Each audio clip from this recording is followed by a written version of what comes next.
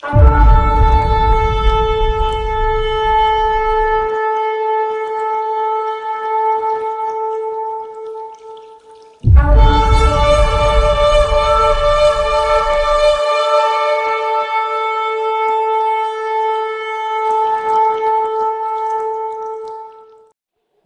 Aleichem. As bênçãos de Hashem, o Todo-Poderoso, possa ser sobre vós. Amém? Vamos aprender um pouquinho mais da parte do Eterno. Vamos meditar. Eu vou ser objetivo, não vou tomar muito tempo. Prometo a vocês que nós não vamos sair tarde daqui. Mas a palavra, ela realmente é alimento. Quando você estuda as Escrituras dentro de um contexto não fantasioso, dentro de um contexto que não leva a uma malícia de só atrair dinheiro, buscar dinheiro, levantar dinheiro, arrecadar fundos. Quando você leva as Escrituras de uma forma saudável, dentro daquilo que o Eterno pede, que nós possamos aprender da sua palavra, eu vejo que isso vem surtir saúde, cura, libertação, vida em nossas vidas. Amém? Eu vou trazer um tema interessante, que eu gostaria que vocês ficassem atentos, que aparentemente vai parecer estranho, mas o bonito das Escrituras é o sod, são os segredos entre as linhas. O tema da noite é as duas ursas. Nem parece tema bíblico, né? As duas ursas. Às vezes você nunca leu um versículo falando de duas ursas na sua vida. 20 anos na igreja, nunca passou isso por você? Então eu trouxe um tema um pouco diferenciado, porém o resultado final eu creio que será muito interessante. Eu creio que o resultado final do estudo dessa noite vai te trazer mais conhecimento ainda. Nós vamos fazer uma midrashin no final. Essa midrash vai abrir mais ainda o teu entendimento sobre as Escrituras. Nós vamos falar de Torá, mas nós vamos usar as duas ursas para chegar na Torá. Nós vamos usar um caminho interessante. Eu estudei, fiquei 2 dias montando esse estudo. É muito difícil quando você cria um estudo, porque você copiar de um rabino é fácil. Você abrir o YouTube hoje, tem dezenas de rabinos dando estudos. Aí você copia lá um estudo, dá uma maquiada, fica até bonito. Mas quando você vai gerar, você vai pedir a Hashem, ao Ruach HaKodesh, que te dê discernimento e entendimento, fica um pouco mais complexo, mas você usando os dons que Deus te deu, você vai sobressair. Nós vamos estudar no 5º livro da Bíblia, que é o Devarim, capítulo 27, versículo 26. Nós vamos também passar por Malachim Bet. Bet é a segunda letra do alfabeto, certo? Não é a segunda letra? Bet, Aleph, Beit, Aleph, Beit, Aleph primeira, Beit a segunda. Aqui você vai aprendendo de tudo, presta atenção, ó. Beit, a segunda letra. Então eu vou estudar Malachim Beit. Segunda, Reis. Ok? Então nós vamos aprender lá em 2 Reis, Malachim Beit. E nós vamos em Apocalipse, para finalizar a história das duas ursas. Ok? Divulgue o nosso canal no YouTube. Tem bastante gente que já se inscreveu. Divulgue para os amigos no seu trabalho. divulgue lá na escola, divulgue em todos os lugares, porque para que cresça o conhecimento dessa casa através do YouTube, ok? Vamos lá? Vamos aprender um pouquinho de Hashem? Preste atenção, que lindo que é os códigos bíblicos. Malachim Bet, capítulo 2, versículo 24. Segunda Reis, capítulo 2, 24. Está escrito assim: e olhou para frente, viu os meninos, e lançou uma maldição sobre eles, em nome de Adonai. Depois disso, 2 ursas vieram da floresta e despedaçaram 42 dos meninos. Eu poderia usar uma linguagem mais simples. Despedaçaram 42 meninos, 2 ursas. Por que não são ursos? Por que são ursas? Porque o urso é pacífico, é mais tranquilo. Para irritá-lo é mais difícil. Mas as ursas, por natureza, já são iradas. E talvez você nunca estudou sobre ursos. As suas garras chegam a 13, 14, 15 centímetros de comprimento. Uma unha dele, 15 centímetros. Talvez também você não saiba, mas um abraço de uma ursa, e se ela passar a pata nas suas costas, irada, ela abre a sua carne até no pulmão. Ela abre as tuas costas até o pulmão, ela te parte. Então, bater de frente com uma ursa é grave. O negócio é meio complexo.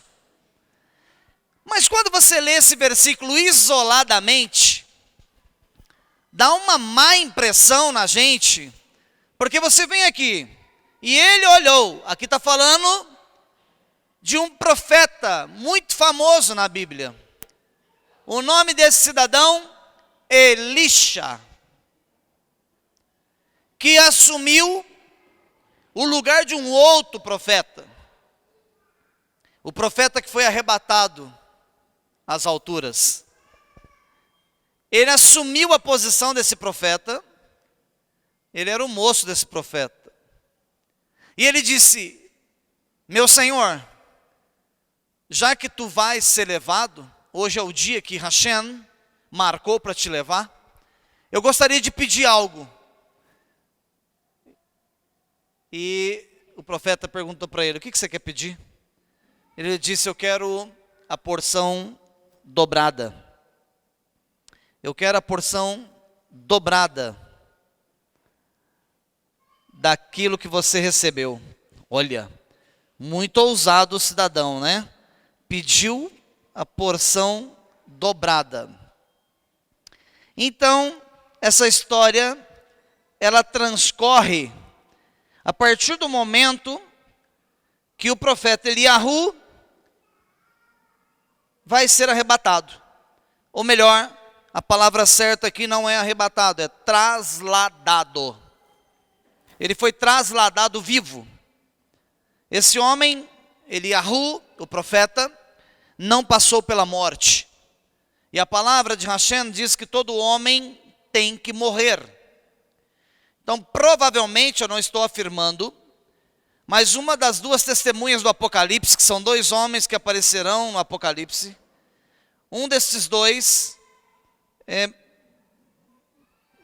uma probabilidade muito grande de ser Eliahu, porque ele que vai ter que voltar aqui na terra para passar pela morte.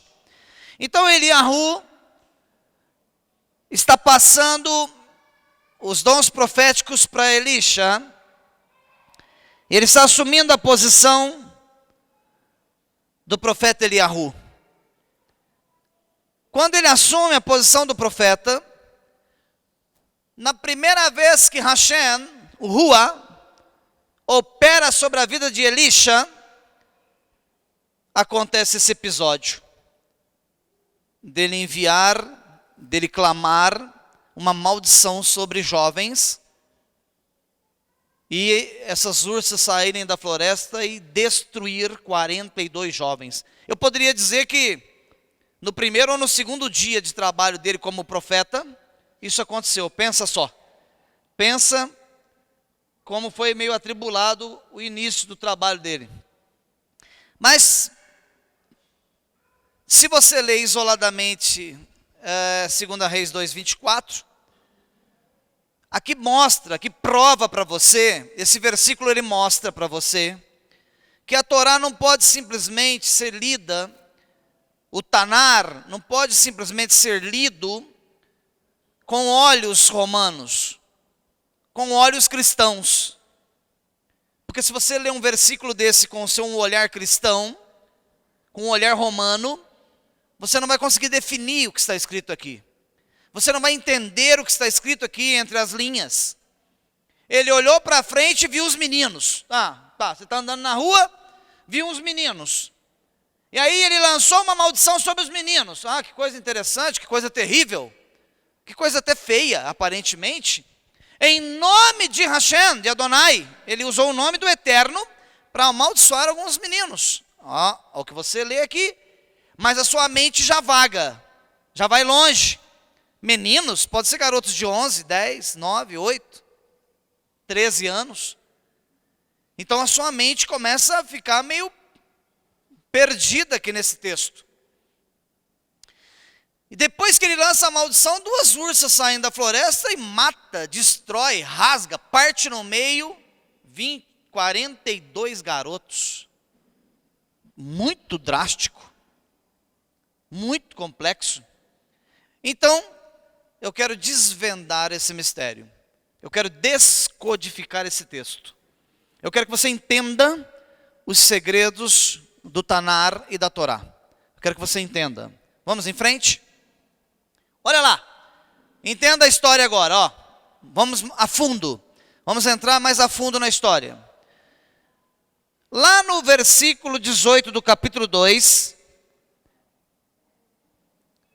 os homens da cidade de Jericó disseram para Elisha: cadê o profeta? Eliahu. Ele disse: vocês não vão encontrá-lo, o Senhor o trasladou. Não é possível. Não é possível que isso aconteceu. Nós vamos procurá-lo. E separaram uma comitiva de 50 homens e começaram a procurar ao redor da cidade, na floresta, nas ruas, nas vielas. Cansaram de procurar e não o encontravam. Então vamos ler o versículo 18. Quando retornaram para Elisha, no lugar onde ele estava esperando, em Jericó. Ele estava na cidade de Jericó, Jericó no original. Ele disse para os 50 homens: eu falei que não fossem? Eu disse para vocês não procurarem ele, que vocês não iam encontrar? Não falei? Eu falei que não fossem? Não falei? Ou seja, não adianta, vocês são insistentes. O ser humano dá muito trabalho. Você está falando e ele não está acreditando. Tem que provar, tem que desenhar. Porém, lá no versículo 19, nós vamos entender agora o contexto da história. Olha lá. Os homens da cidade disseram assim a Elisha: procuraram o profeta Eliahu, viram que não tinha mais Eliahu, e que Elisha, traduzido aí é Elias, na sua Bíblia, Elias, tinha assumido o lugar de Eliahu, de Eliseu. Mas a gente usa os nomes originais. Vendo que Eliahu não estava mais aqui na terra, tinha sido trasladado, eles viram que agora nós temos que contar com Elisha, porque o Rua, nessa época aqui no Tanar, o Rua HaKodesh, o Espírito Santo só descia sobre o profeta, não descia sobre todos. Esse fato começou a acontecer lá em Atos dos Apóstolos, ok? Lá no capítulo 15, quando diz que todos foram cheios do Rua HaKodesh. Isso é Brit Hadashah, é nova aliança. Primeiro testamento, primeira aliança, a manifestação do Espírito, do Ruach HaKodesh, era individualmente, era só sobre o profeta, era só sobre o enviado, sobre o mensageiro, ok? Sobre o sacerdote. Não se manifestava sobre toda a Kahal, sobre toda a congregação, sobre todas as pessoas. Aí lá no versículo 19, que está ali à sua frente, os homens da cidade disseram a Elisha, olha o que estava acontecendo com Jericó, disseram a ele, como podes ver, profeta? Esta é uma cidade agradável para se viver. Preste atenção. Essa é uma cidade agradável para se viver. Contudo, temos um probleminha. Alguns probleminhas. A água é impotável, impura, contaminada. Se você beber dela, você morre. E nós temos um outro probleminha, coisa básica. A terra não produz nada. Porque se a água é impura, doente, quando você joga uma água doente no solo, as plantas estão doentes e não produz nada. Agora para pensar, como alguém chega para você e fala assim, estou te vendendo um sítio, dá uma olhada que sítio mais lindo. É lindo, só que a água aqui é contaminada e a terra também é contaminada, não dá nada aqui, nem capim. Onde é que está o lindo nisso? Qual que é a explicação para um texto desse? Como que alguém diz que um lugar é lindo se a água é doente e se a terra é doente? Mas a explicação rabínica para isso é o seguinte: todo mundo gosta do lugar onde mora. Franca pode estar em crise, as fábricas podem estar migrando para o Nordeste, mas se alguém disser para você que quer morar lá em Campinas, você fala, Franca pode estar mudando as fábricas, mas aqui é bom demais.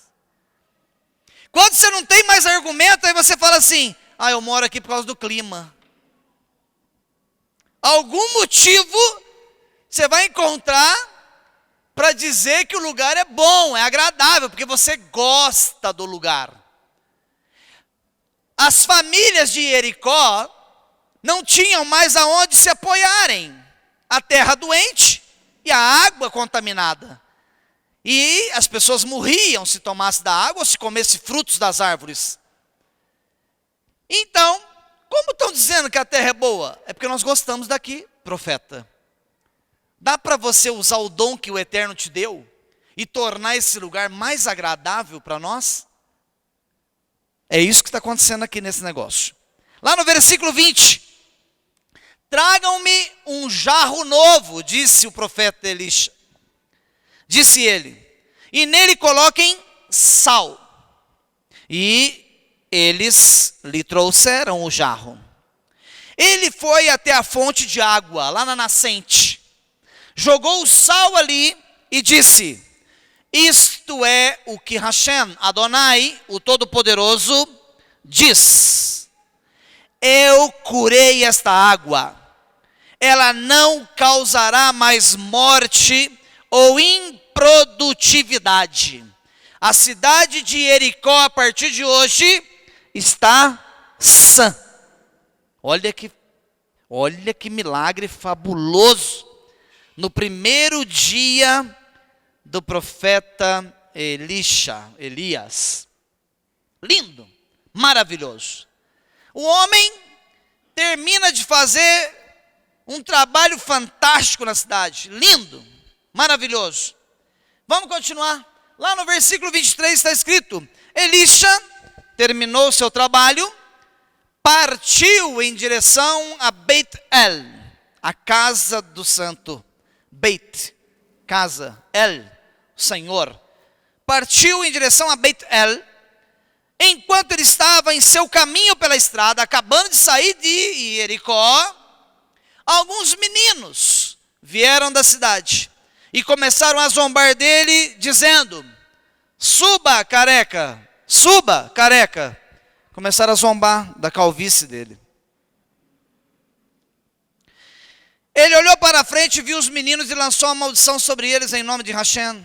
Depois disso, 2 ursas vieram da floresta e despedaçaram 42 dos meninos.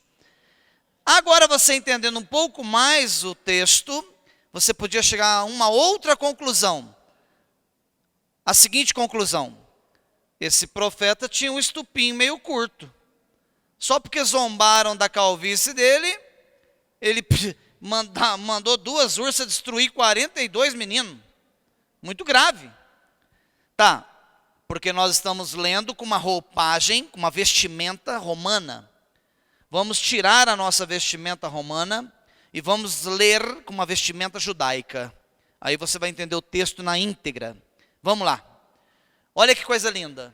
O texto original está escrito assim, olha lá. Vayal mishkan beit el v'hu ole vaderech, no caminho, o nearim ketanin. Eu quero parar aqui. Presta atenção nessas palavras. A palavra derech é caminho. Então o profeta estava indo a Beit El. Quando ele entrou no caminho, no derech, ele viu pela frente o nearim ketanin, que na sua Bíblia está escrito alguns meninos. Mas essa tradução é muito romana.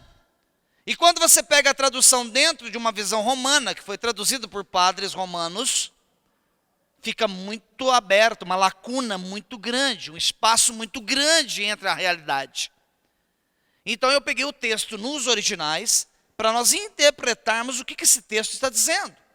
Por que 2 ursas mataram 42 jovens? Então, a palavra unearim ketanin está ligada a meninos, jovens. E vamos agora entender o texto. Vamos no sod. Vamos no segredo entre as linhas. Vamos saber o que acontece nessa história de Elisha, o profeta. Olha lá, as 2 palavras que eu falei, que estão ali em destaque, são as 2 que nós vamos trabalhar agora, para trazer para vocês a interpretação do texto. Lá em Malachim Beit 2, 23, alguns meninos vieram da onde? De onde? De que cidade eles vieram?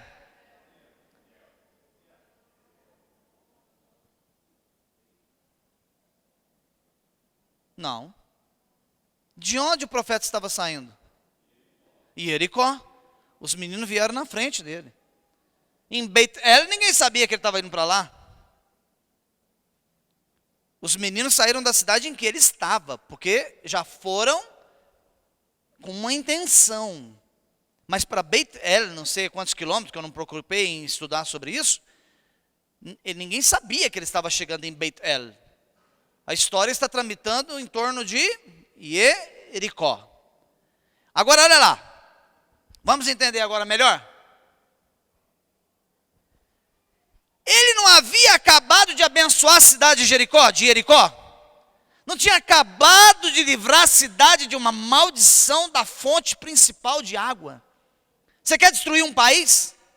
Numa guerra. Se um país entra em guerra, você sabe qual que é o primeiro alvo? São as usinas hidroelétricas, por exemplo, no Brasil. Porque se um avião lança um míssil na primeira barragem lá em Furnas, aqui ó, Furnas, se ele destrói a primeira barragem, nós temos aproximadamente 14 barragens, que vai no Rio Grande até a foz, chamada Foz do Iguaçu, onde encontra 3 países, Brasil, Paraguai e Argentina, onde está uma das maiores hidroelétricas do mundo, chamada hidrelétrica de Itaipu. Mas se estourar a primeira barragem aqui de Furnas, o poder, o choque, a força tão grande das águas, que vai levando Mascarenhas, vai levando Estreito, vai levando tudo, e a hora que chegar lá, no encontro dos 3 países, nenhuma das maiores hidrelétricas, ela vai levar a barragem tudo no peito. Então se você destruir uma, você destrói o país inteiro, porque cai a rede de energia, o país fica sem energia, ficou sem energia, fica sem internet, sem meios de comunicação, sem telefone. Então os focos de ataque, primeira coisa é na fontes de energia, fonte de água. Então ele tinha acabado de sanar um problema grave na cidade de Jericó. Quando ele sai da cidade, aparecem meninos. Então ele tinha acabado de abençoar a cidade. essa turminha começou a zombar de um profeta, um cidadão que acabou de receber a unção, a porção dobrada de Eliseu. Imagina o poder de Hashem que estava sobre esse rapaz, sobre Elisha. Aí a galera começa a zombar dele. Vai, careca, suba, careca. Olha, tirando uma casquinha no cidadão. Vieram da cidade, arremete a emboscada. Eles já estavam no caminho esperando ele passar, já sabiam o percurso que ele ia fazer. Correram na frente, armaram uma emboscada e estavam esperando ele chegar. Isso é malícia, é maligno, é traição. Olha como é que a coisa está começando a complicar. Perverteram a mitzvah de levaiá. O que é praticar levaiá? Você frequenta uma congregação judaica e tem muitas coisas que nós não aprendemos na nossa vida. Se tem um parente seu aí de São Paulo, e ele diz assim: meu irmão, eu estou indo embora. Não despede dele no portão da sua casa, não. O certo era você entrar no carro e acompanhar ele até na saída do trevo. Isso é a mitzvah de levaiá. É você acompanhar até a saída da cidade, para honrar a pessoa. Se é um rebbe, se é uma sinagoga onde tem um rebbe, o rabino vai viajar. 2, 3 ali da sinagoga acompanha ele até o aeroporto, até ele passar pelo check-in, para o embarque. Isso é a mitzvah de levaiá.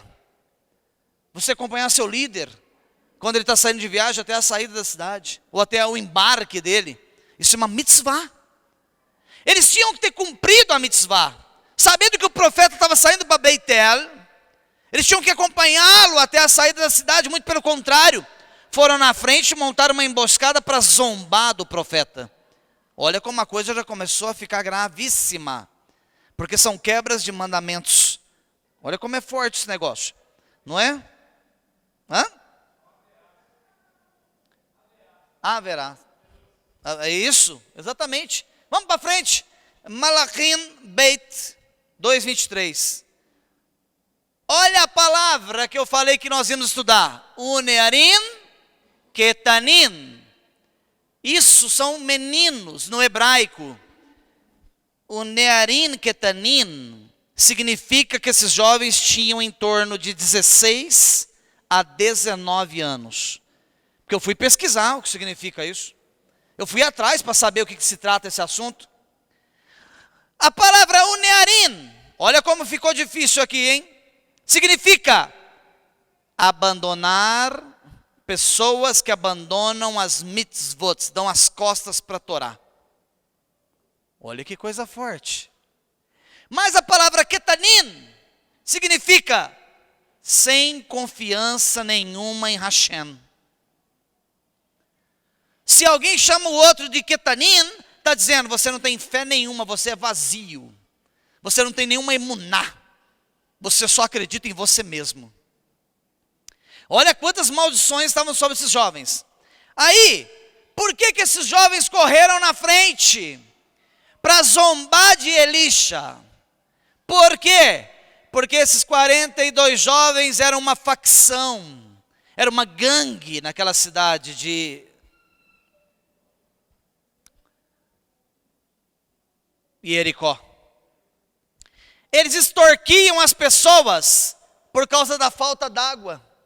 A pessoa estava passando necessidade, passando sede. Aí a gangue dizia assim: nós estamos buscando um jarro de água para você na próxima cidade. Eles buscavam um jarro d'água e vendiam com preços exorbitantes. Deixa eu traduzir isso de uma forma mais simples. Vai doer um pouquinho aí. É quando um irmãozinho está passando dificuldade, que ele está nas últimas, financeiramente passando dificuldade, e ele só tem uma motinha, por exemplo, para trabalhar. E ele chega alguém e fala: eu só tenho essa moto para trabalhar, eu não estou tendo nem dinheiro para fazer compra. O cidadão fala: sua moto vale 4, eu dou 2 agora em dinheiro. Aproveitar da desgraça alheia para ganhar dinheiro. Isso é maldição. Você aproveitar da dificuldade de um próximo para arrancar o que ainda lhe resta. Esses jovens extorquiam as pessoas da cidade, a população, sabendo que não havia água para o consumo. Esses jovens obtinham lucro em cima da necessidade, confiavam totalmente na falta d'água. Enquanto estiver faltando água, nós estamos com o bolso cheio. Chega um profeta, sara a nascente. O que aconteceu com os jovens? A empresa de distribuição d'água foi à falência na hora. Acabou. Diz que a água faliu na hora, Diaconisa. Na hora, Márcia. A distribuidora de água foi à falência na hora. Não é? Isso trouxe a eles uma ira muito grande contra o profeta. O cidadão vem aqui e cura a nascente. Curando a nascente, as árvores e as plantas vão produzir. Agora vai dar soja, vai dar arroz, vai dar milho, vai dar trigo.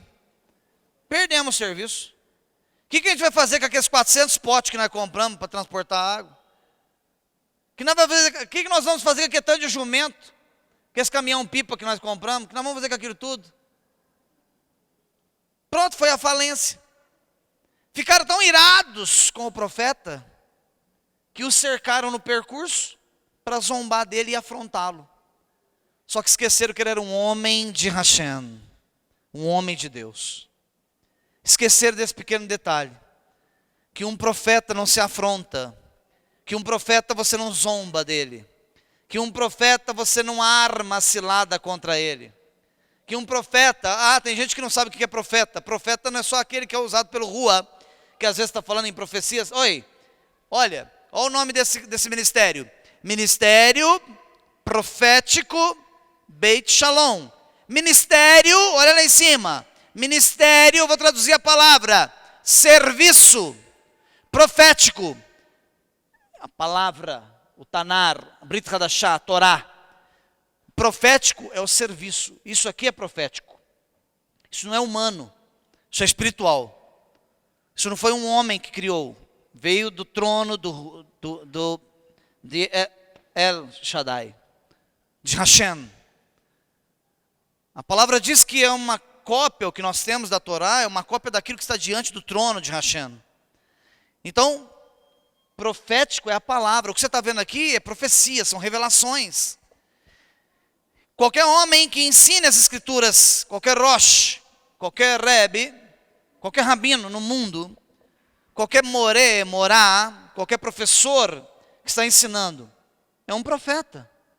Está ensinando as escrituras, revelando as escrituras, discernindo para nós, trazendo a tradução para nós dos textos.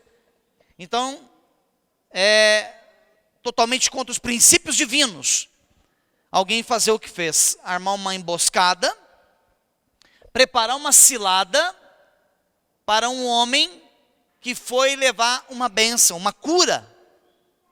Isso gerou a eles uma maldição. As duas ursas ter saído da floresta, não foi porque o profeta designou que as duas ursas os dilacerassem. Eu sempre ensino isso aqui na casa. Os seus sofrimentos, as suas pelejas, as suas dores, são consequências do quê?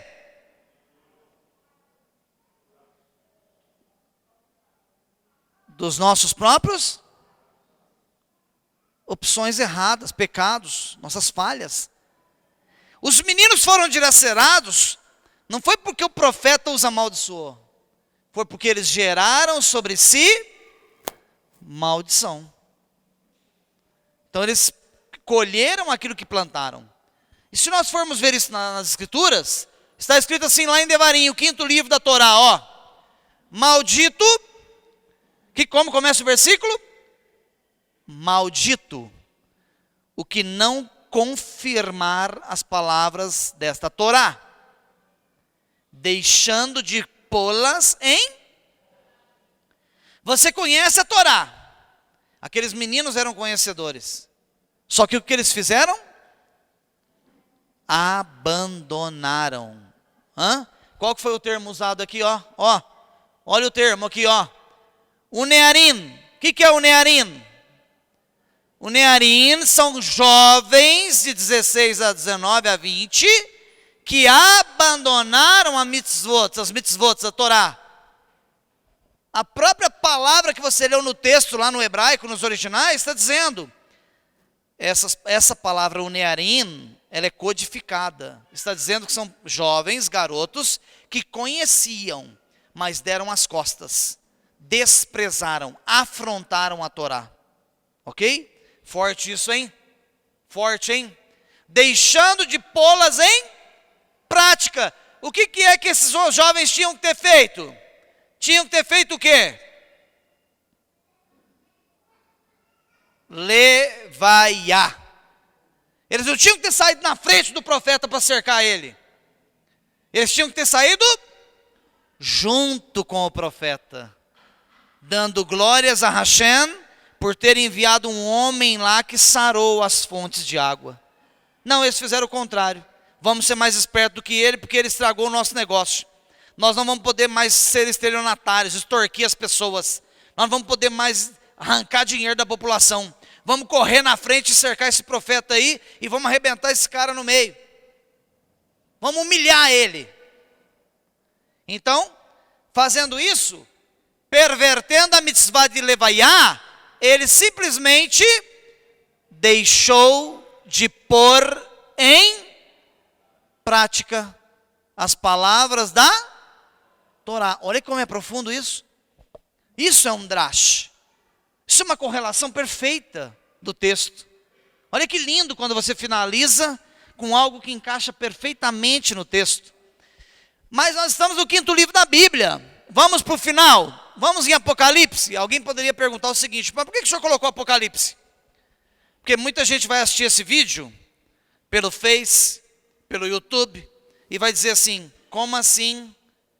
Aqueles jovens foram dilacerados pela ursa lá em Malaquim, Beit, lá em 2 Reis, está lá no Velho Testamento, a linguagem popular que eles usam. Isso não está mais ativo. O que está passado lá no Antigo Testamento não está mais ativo. Deixa eu dizer uma coisa para você. Hoje, eu até creio que se alguém cometer um ato desse nível, se o cidadão realmente for um profeta de Deus, se realmente ele for um rebe de Deus, se realmente ele for um líder, um rosh, um pastor, pode usar o título que quiserem, mas se ele for um homem compromissado com a palavra, ensinar o texto conforme ele é, e não com o intuito de arrecadar dinheiro, que é o que estamos vendo muito hoje, lamentavelmente, eu não creio hoje que talvez 2 ursas vão sair lá do meio da floresta. Mas a palavra de Hashem diz que ao nosso redor estão os anjos de Hashem. E ao derredor está Hassatã com seus anjos, rugindo como um leão para nos devorar. Não é isso que está escrito? Então, talvez eu não creia, na minha forma de pensar atualmente, que vá sair da floresta 2 ursas, mas nem precisa. Porque os leões que estão rugindo aqui ao redor, ao derredor, vão dilacerar o cidadão que faz isso. Por isso que muitos crentes vivem uma vida em deficiência, com dificuldade, nada vai, tudo que ele põe a mão não vai para frente, a empresa não vai bem, o trabalho não vai bem, o salário não vai bem, e aí ele questiona, ele pergunta: por que não vai bem? Eu faço tudo certo. Não, não faz. Se fizesse, estava indo bem. Mas aparentemente parece que eu faço. Não, parece, mas não faz. Só de você descaracterizar a primeira aliança, você já está afrontando o eterno. Só de você dizer que a Torá já está no passado, que é arcaico, você já afrontou Hashem. Foi o que esses meninos fizeram. Afrontaram o profeta. Aí lá em Apocalipse capítulo 1, versículo 8. Eu sou o Aleph e o Tav. Eu sou o Gênesis. Eu trouxe assim bem claro, porque tem gente que tem que desenhar. Eu sou o Gênesis e o Apocalipse, diz Hashem, Deus dos exércitos celestes. O que é, Tá bom, você crê na Brit Hadashah? O que é? Brit Hadashah, nova aliança? O que é? Ah, você não crê mais na Torá, na primeira aliança, chamada Velho Testamento? Eu sou o que era. E o que vem. Eu sou. Eu sou. Está atual mais do que nunca. Vivo mais do que nunca. A minha palavra jamais parou, travou, foi abolida, como alguns textos dizem na má tradução. Então, quando nós estamos lendo os textos, eu volto a falar aquilo que eu falei na abertura dessa ministração e nós já encerramos. Se você ler esse texto com roupas romanas, você não vai conseguir discerni-lo. Mas como eu pus uma vestimenta judaica nele, ficou mais fácil de você interpretá-lo. Eu peço a Hashem, Deus Todo-Poderoso, na sua infinita misericórdia e no seu infinito amor, que venha sobre vós, trazendo sobre cada um de vocês discernimento, entendimento, compreensão, para que cada dia que passe, nós possamos entender, viver e praticar, porque não é somente vir numa casa e sentar. Então eu profetizo sobre a tua vida, em o nome de Yeshua HaMashiach, que vocês tenham força, compreensão e entendimento, intelecto, sabedoria do Rua, para praticar aquilo que vocês têm aprendido nesta casa, Beshem Yeshua HaMashiach. Amém, amém, amém. Obrigado pela sua presença.